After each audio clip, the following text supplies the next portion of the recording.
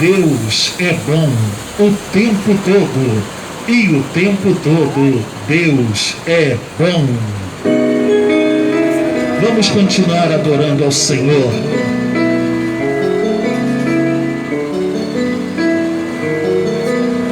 Ontem deixou sua casa e saiu pelo mundo. De coração lá no fundo eu não entendi tudo que fiz, o que ele quis. Meus braços abertos ficaram e ainda estão assim, e vão continuar até um dia vê-lo regressar. Posso pensar no que o mundo lhe tem preparado. Sei, privações têm passado e tudo porque falsos amigos por aí, conselhos vazios, mas cheios de palavras vãs. Que grande ilusão mentiram ao seu jovem coração. Mas nunca é tarde, não. Sai da escuridão, há novo dia, nova manhã. A mesma casa tem portas abertas, pessoas certas, amigos e irmãos.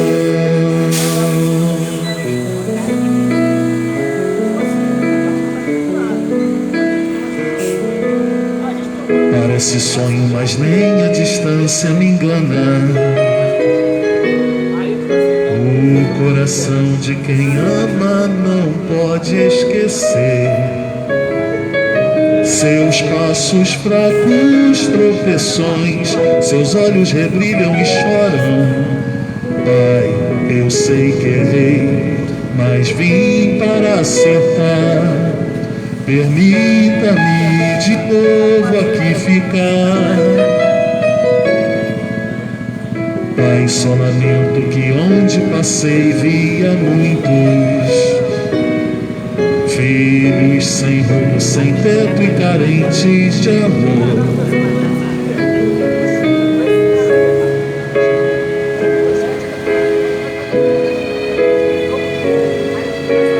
Para reconhecer um novo proceder na mais perfeita e bela comunhão. Nunca é tarde, não. Sai da escuridão, há novo dia, nova manhã. A mesma casa tem portas abertas, pessoas certas, amigos e irmãos. Essa canção, ela reflete muito a nossa vida, nosso relacionamento com Deus.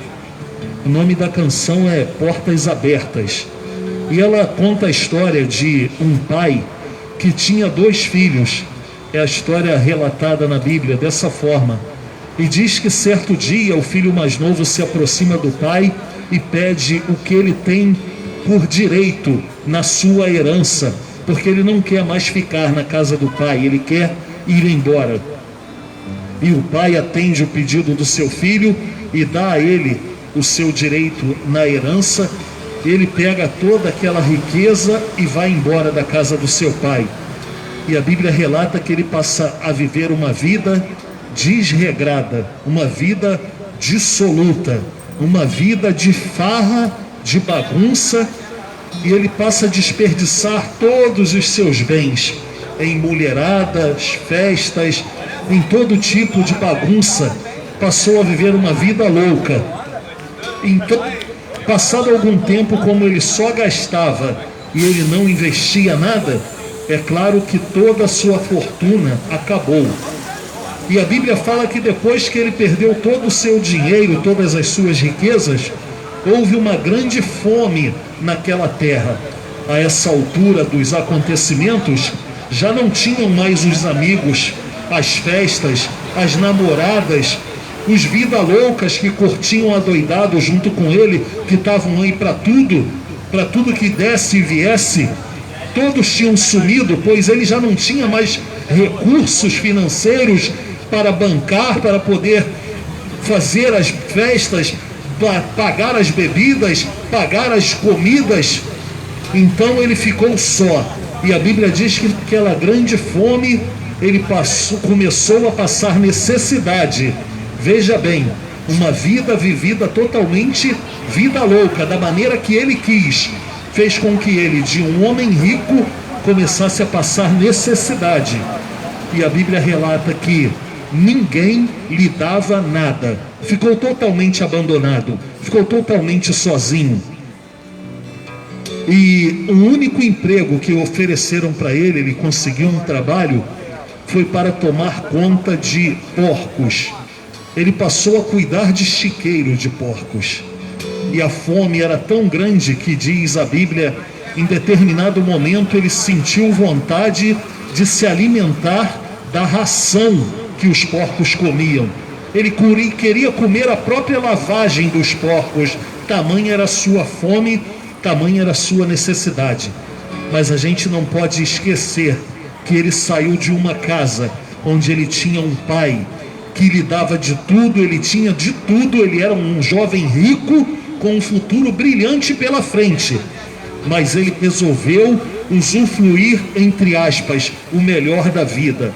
Passou a viver uma vida louca, passou a curtir a vida adoidado, comida, bebida, festa, namoro, mulherada, passou a ficar uma vida louca, virando a noite, virando o dia, de madrugada, comendo, bebendo, caindo pelas tabelas de doidão que ele ficava. E no final dessa história, no meio dessa história, graças a Deus não é o final, no meio dessa história, ele está com um trabalho que ele toma conta de chiqueiro de porcos e ainda ficava com desejo de se alimentar da ração, da lavagem que os porcos comiam. De tanto sofrimento que ele começou a passar, ele teve que refletir. Por tanto sofrimento, ele acabou refletindo e ele, caindo em si em determinado momento, pensou: na casa do meu pai, até os empregados têm comida para comer, roupas para vestir, tem um teto para poder descansar, e eu aqui passando necessidade sem ter nada. Eu vou fazer o seguinte: eu vou voltar para a casa do meu pai, vou falar com meu pai assim: pai, eu pequei contra o céu, pequei contra o Senhor, eu não sou digno de ser chamado seu filho, me contrata como um dos teus empregados. Você veja bem, a vida estava correndo bem, perfeitamente bem, na casa do seu pai, com a sua família, mas ele achou que aquilo não era suficiente, estava monótono, estava sem adrenalina. Então ele resolve partir para a vida louca, e quando ele parte para a vida louca, ele perde tudo, e quando ele chega no fundo do poço, na maior miséria, ele começa a pensar: na casa do meu pai que era bom, o tempo bom era quando eu ficava lá com eles. Eu vou tentar voltar, mas vou tentar voltar como empregado, não vou pedir para ser filho não. Gente, o mais incrível dessa história é que ele volta para a casa do pai, e quando chega na casa do pai, ele já chega com essa história ensaiada: pai, eu pequei contra o céu, pequei contra você, eu não sou digno de ser chamado teu filho, me contrata como um empregado. O pai dele não quis nem ouvir a história triste dele, o currículo triste dele, as derrotas que ele estava passando, mas o pai ficou feliz porque o seu filho perdido estava voltando para casa. É assim que Deus tem o plano de Deus para as nossas vidas. Esse é o plano de Deus para mim e para você. Geralmente quando a gente prega, seja na igreja, nas casas, nas escolas, nas ruas, nas praças, a gente faz um apelo e a gente fala: quem quer aceitar a Jesus? Quem quer entregar o coração, a vida para o Senhor Jesus? Muita gente diz: eu ainda não estou pronto, eu ainda tenho que mudar muita coisa na minha vida, eu ainda faço isso, eu ainda faço aquilo. Mas assim como o pai da história não estava interessado na história triste do filho, mas estava interessado no retorno do filho para casa, Deus não está interessado na sua história triste.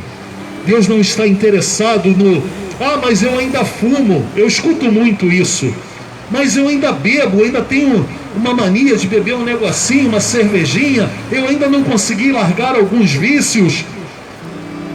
Deus não está interessado na sua história triste. O que Deus está interessado é se você percebe que você está longe da casa do Pai e você quer voltar para Ele. Esse é o interesse de Deus na minha e na sua vida. Mas eu abandonei a minha família, eu constituí família fora do casamento, eu tenho filho fora do casamento, eu pulei a cerca. Moisés, você não sabe, a minha vida é uma bagunça. Deus não está interessado na sua história de derrotas, de fracassos. Ele não está olhando lá do céu e pensando assim: rapaz, eu não esperava isso de você. Você me surpreendeu, estou decepcionado. Você pulou a cerca, você fumou maconha, você ficou doidão, caiu doidão de embriagado na rua, não conseguiu nem voltar para casa. Deus não está interessado em nada disso. Deus está interessado em: você consegue compreender que você está fora da casa do Pai e o teu Pai quer receber você de volta? E eu quero dizer para você que isso não se trata de aceitar uma religião.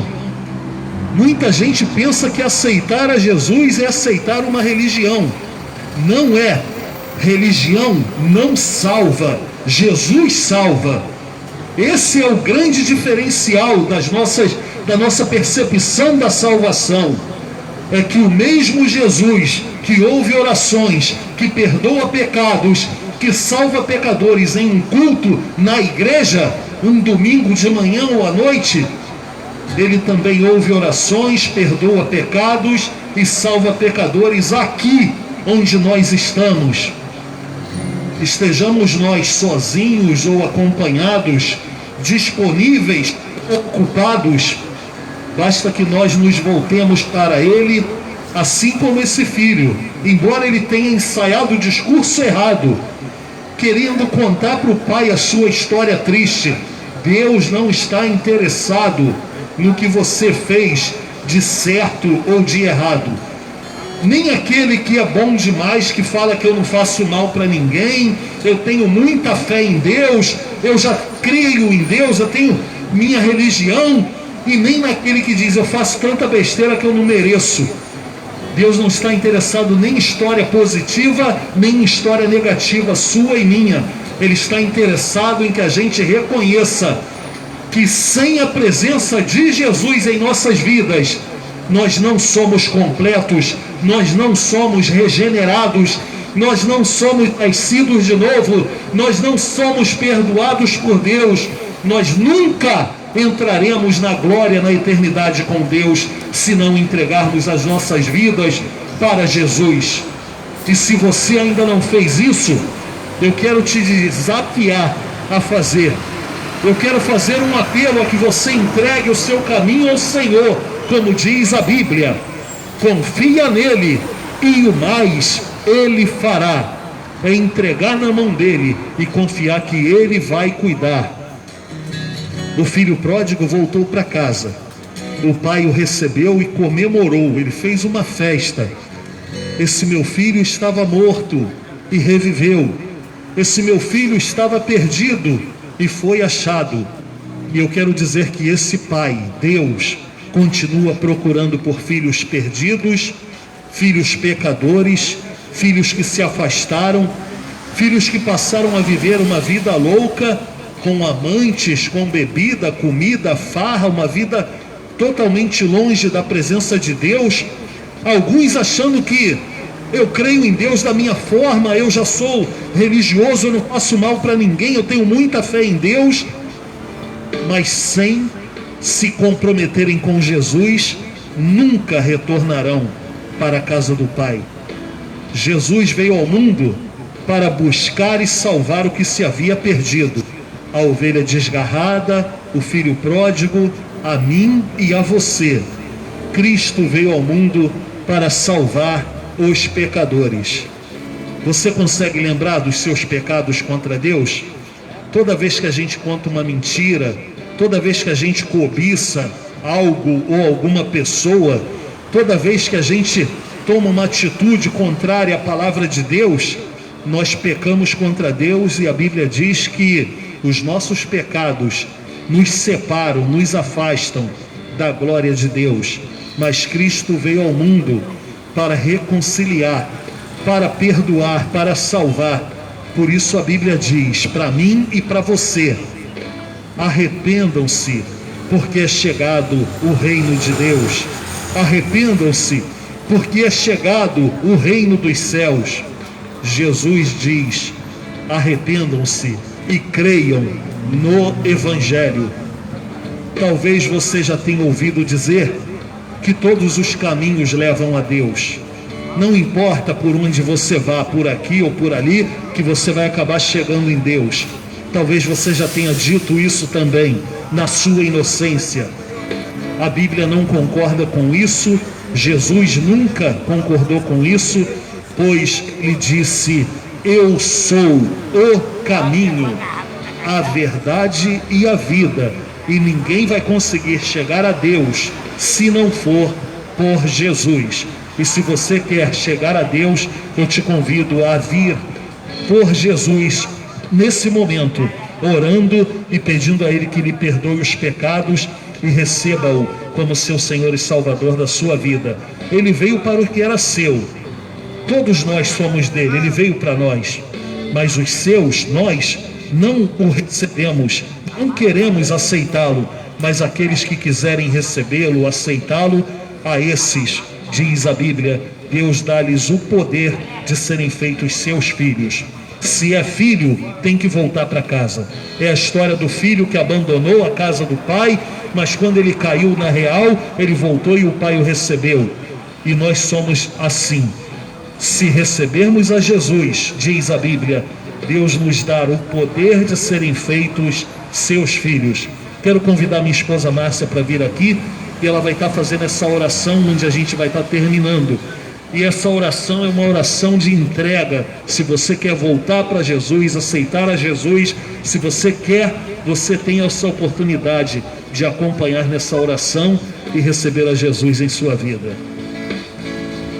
Senhor Jesus, queremos entregar as nossas vidas em suas mãos, clamando a Ti, ó Pai, reconhecendo que somos pecadores e que precisamos de Ti, que somente através do Senhor Jesus há salvação, há perdão de pecados. Então queremos entregar as nossas vidas, colocar as nossas vidas diante do Teu altar. Venha nos perdoar, transformar o nosso coração, mudar a nossa mente. Fala com cada uma das pessoas que estão aqui nessa praça. Nós sabemos que a nossa voz só chega até os ouvidos, mas o Espírito Santo de Deus leva até o coração. Convence a cada um, fala no coração de cada um. Senhor, que não seja o nosso muito falar, mas que seja o Seu Espírito Santo a agir. Te pedimos em nome de Jesus, toca na vida de cada pessoa. Em nome de Jesus, te agradecemos por essa tarde, te agradecemos pela sua presença em nosso meio. Em nome de Jesus, amém.